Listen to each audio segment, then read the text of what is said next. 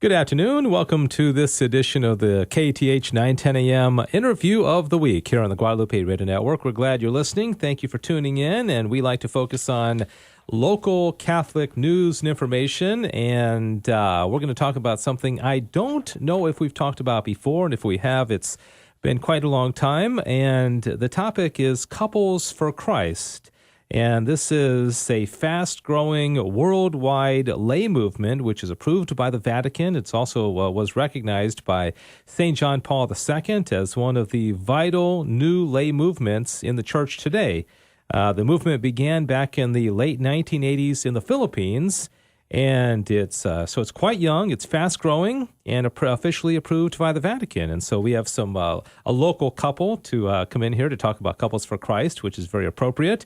And their names are Mike and Shay Serapio. They are members of Holy Family of Nazareth Parish in Irving, and they also lead a local group, and they can talk about the national and international level of Couples for Christ. And they joined me in studio. So welcome to both of you. Thanks for being here. Thank you, Dave. Thank you, Dave. It's an honor to be here. And I thought it was so touching because last week at this time, they were going to come in for an interview, and Shay was sick. Yes. And so Mike still came in, and we sat down, and he said, it just wouldn't be the same to talk about Couples for Christ without my wife. And so he said, I'll come back next week. And so that was a nice gesture on your part, Mike. So thank you. And because Shay was sick, and here we are, both of you now. Right. So it's much better to talk about Couples for Christ with an actual couple, isn't it? Yes. Right.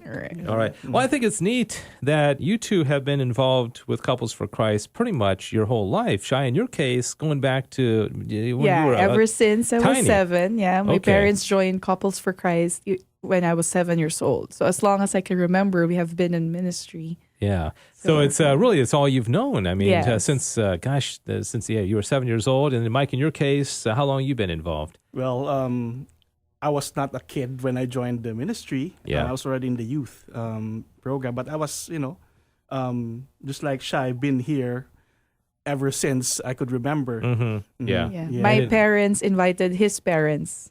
Yeah. For Oh, is that Couples for right? Christ. Yeah. Yes. Okay. And the rest is history, right? And because they were like, I want our daughter to marry that young man, right? No. I don't think so. Whether that was the intention or not, that's what happened, right? Right. So let's go back. I mentioned just in speaking about it, formed in the late 1980s and recognized by St. John Paul II as a Holy Father, approved by the Vatican. Mm-hmm. Tell us a little bit back in the Philippines, what was going on, and the kind of the reason why this group was formed in the first place. Well, it was funny how it started because there was a need for the husbands to really be involved in the church. So it's actually just the wives there. Yeah. When there's a mass, the wives are inside, the husbands are outside. Yeah. Okay, so there's this Catholic organization that was founded by Father Herb Schneider, a Jesuit. He supports the charismatic movement. And formed this organization called Ang Ligaya ng Panginoon, or the Joy in the Lord, okay? And Couples for Christ is actually one of its ministries. Mm-hmm. And the intention was to strengthen, the relationship between the husband and the wife, okay? But the problem is the husbands are always outside. Yeah. Okay? So what the wives did, they organized like a party, okay, for the husbands to come in. Mm-hmm. And that was already the first CLP, the Christian Life Program. Oh, is that right? So they had beer, they had food. And that was their way of luring the husbands to be in. Mm-hmm. Yeah. The ministry. Yeah, because it's so true that my wife and even, we're involved in a group that where couples get together. And a lot of times, you have women's retreats, women's conferences, men's retreats.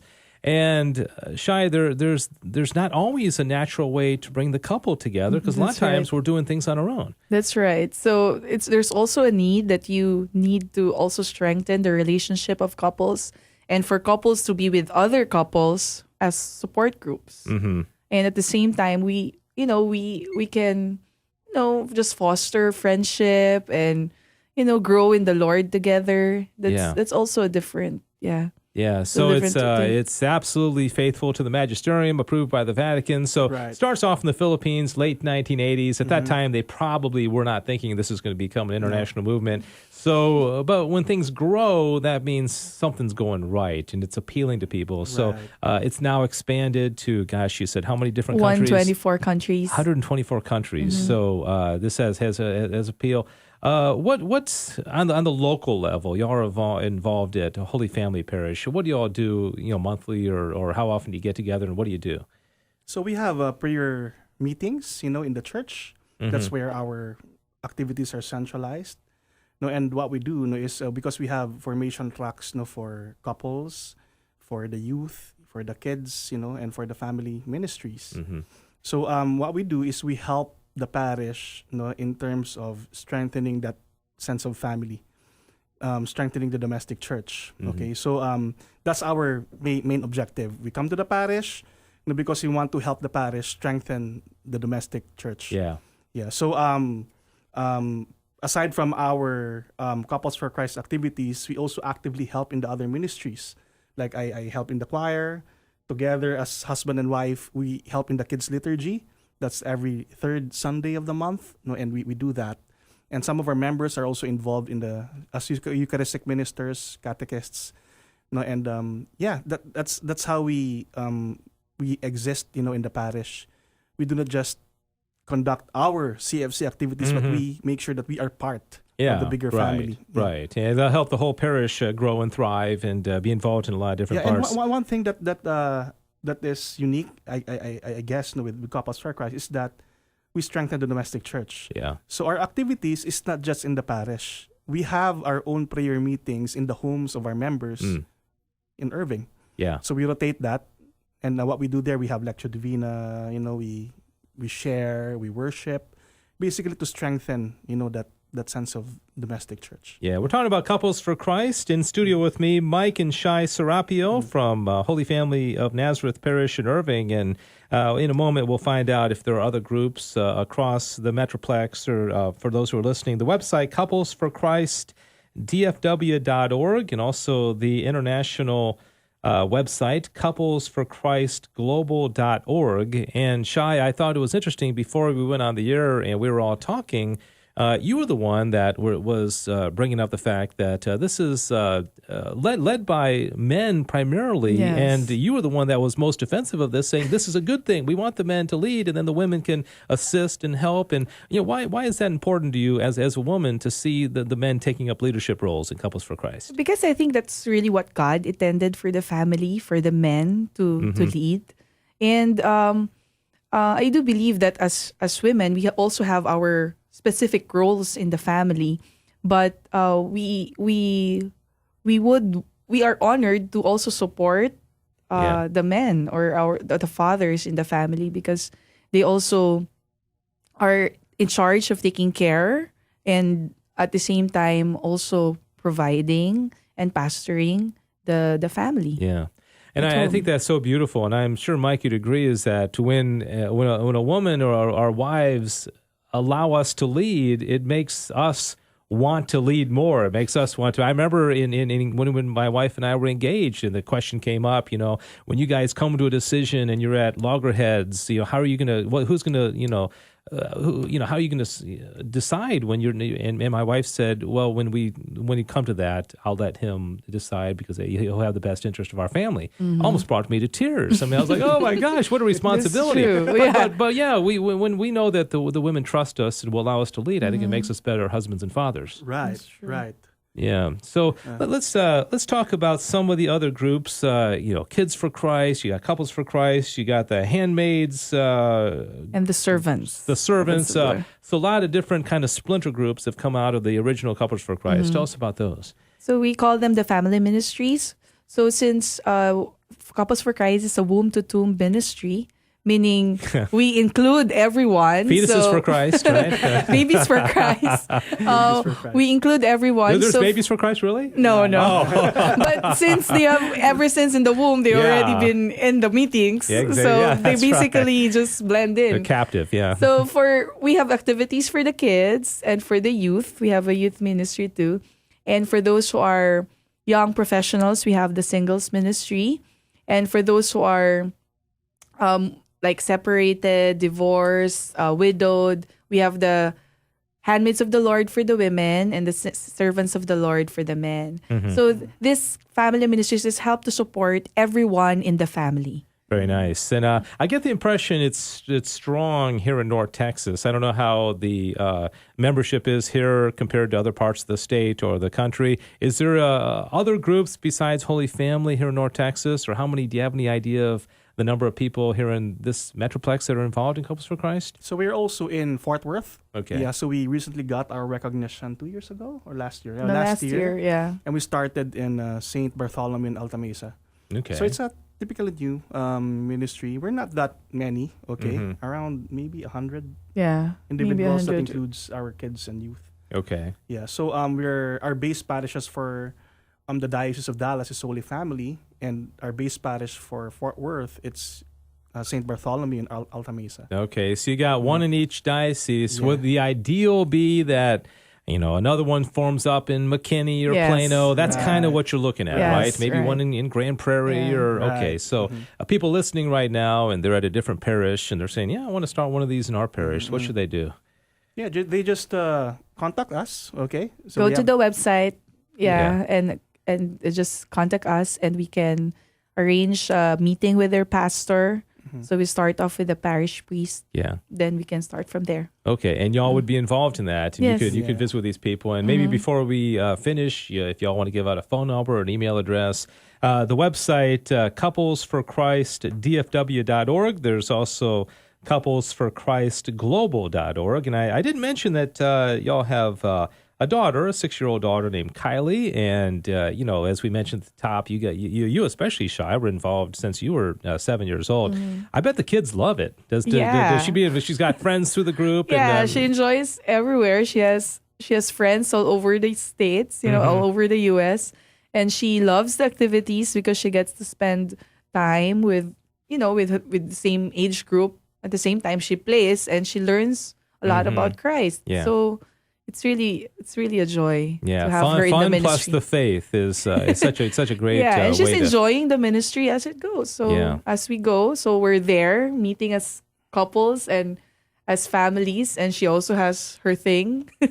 She also does her thing, and she gets sad. She's the one who cries when you need to go home. Yeah. Oh, is that right? Okay. one thing that I really love about Kids for Christ is my daughter starting to grow in the faith. Every night before she sleeps, so she prays. Okay, she prays the angel of God. Then she would ask us, to because we have a figurine, of the Holy Family at home, wherein you can remove the baby Jesus, and you can hold him in your palm and pray. So she would ask us to get Jesus, and so she would pray with her. Oh wow! So she would hold Jesus as she prays. Yeah, and she would pray, and to me that is really beautiful, because as young as she is, she's now growing in the faith. So I think that's one thing about the family ministries of Couples for Christ.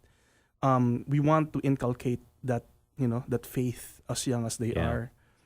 Is there like something provided by the headquarters that say, okay, this month when you get together, you're going to study the virtue of chastity? Or, is it organized in that sense? Or when you all get together, are you kind of doing your own thing? Is there a structure or a format for all the groups that's offered by the international headquarters? Does that make sense? Yeah. We have a structure. We have a pastoral formation program approved by the Vatican. But we also are sensitive to the need of the times, right? So sometimes we use articles or materials that's being offered by USCCB, that is relevant, to the area, or to the time. Okay. Right. Yeah. So one thing is that our activities are very creative, dynamic. We wanna bridge the gospel in such a way that they absorb it. Yeah, right. Like right now we have what we call the Live Loud concert. So it's a Catholic, concert wherein we promote God, or Jesus, through a concert. Yeah. Okay. And valuing the highest form of worship, which is still the Holy Eucharist. Yes. Yeah, because that is one challenge that we experience in the Philippines, wherein there are a lot of youth, who are Catholics, who kind of leave the Catholic faith. Because maybe because the lack of understanding and appreciation of our being Catholics. Yeah. So this concert is very creative. It's very dynamic. It's very contemporary, but it values the beauty of our being Catholics. And there's a conference coming up, a national conference, July 8th through 10th. It's going to be right there at the Westin Hotel in DFW. So this is a good time if people are listening now. It's only a few, five months away or so. Shay, you want to tell us about that, or who's coming, and how many people you expect? Yeah, so we're expecting 500 couples, Okay. couples for Christ, all over the western part of the U.S. Yeah. And they can. It's we do this. It's a yearly conference wherein we all gather and just worship together, and at the same time provide the directions for the year. Yeah. So for this year, our theme is Rejoice in the Lord. So if you are available July 8 to 10, it's going to be in the Westin DFW. You can also visit the website for more details.